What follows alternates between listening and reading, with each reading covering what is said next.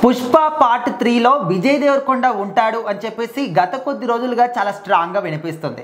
So వాటికి తోడుగా ఇప్పుడు సోషల్ మీడియాలో పుష్ప 3కి సంబంధించిన ఒక వీడియో కూడా చాలా మటుకు వైరల్ అవుతుంది.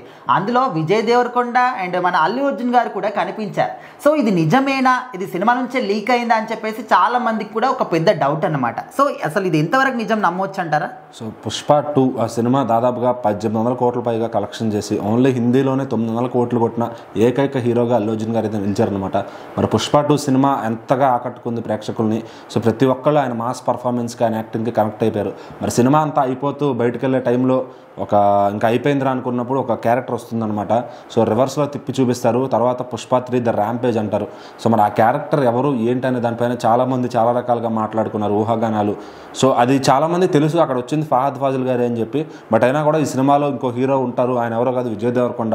అక్కడ వచ్చింది విజయ్ దేవరకొండ అనే బ్యాక్ లుక్లో అట్లానే ఉన్నాడు అని చెప్పి చాలామంది ఆల్రెడీ రీసెంట్గా ఒక ఏ ఎడిట్ కూడా చేశారనమాట. చాలామంది ఫ్యాన్స్ కూడా కన్ఫ్యూజ్ అయ్యారు, ఏంటి ఇది ఒరిజినల్గా టీజర్ వచ్చేసింది ఏంటి పుష్ప 3 అని చెప్పి. సో మరి ఆ రేంజ్లో ఇంపాక్ట్ అయితే ఉందన్నమాట. మరి విజయ్ దేవరకొండ గారు, అల్లు అర్జున్ గారు ఒక స్క్రీన్ పైన కనపడతారు. అది సుకుమార్ గారి డైరెక్షన్లో అంటే ఇంకా అసలు అటు వాళ్ళ ఫ్యాన్స్ కానీ వీళ్ళ ఫ్యాన్స్ కానీ అందరికి కూడా చాలా హుషారు వస్తుంది అనమాట. మరి ఆ ఏ టీజర్ చూసి అబ్బాయి ఇది నిజమైతే బాగుంటారా అని కూడా చాలామంది అనుకునే పరిస్థితి వచ్చింది. సో మరి విజయ్ దేవరకొండ గారు అయితే ఇప్పుడు ఆయన చాలా అంటే చాలా ఆలోచించి సినిమాలు చేస్తూ ఉన్నారనమాట. ఎందుకంటే అసలు మొత్తం గ్రాఫ్ అంతా పడిపోయిన తర్వాత కింగ్డమ్ సినిమాతో మళ్ళీ నేను ఇంకా పడలేదు అని చెప్పడానికైతే ఆ మంచి సినిమాని ప్లాన్ చేసుకుని తీసుకొచ్చారన్నట్టుగా ఉందన్నమాట. సో తర్వాత సుకుమార్ గారితో ఒక సినిమా కూడా చేయాల్సి ఉంది. మరి అది ఇంకా పోస్ట్ పోన్ అవుతుందా లేకపోతే ఏంటనేది ఎవరికి తెలియదు అనమాట. మరి అల్లు అర్జున్ గారు అయితే అట్లీ గారితో ఆయన సినిమాతో బిజీగా ఉన్నారు. ఆ సినిమా 2027కి వచ్చేలాగా ప్లాన్ చేసుకుంటున్నారు. ఇంకా కుదిరితే ఇంకా ముందే తీసుకురావాలని చూస్తున్నారు. సో మరి అట్లా వీళ్ళిద్దరు వీరి పాత్రలో బిజీగా ఉన్నారు. మరి సుకుమార్ గారు కూడా ప్రజెంట్ ఇప్పుడు RC-17 స్క్రిప్ట్ పైన అయితే ఫుల్ ఫోకసింగ్గా ఉన్నారు.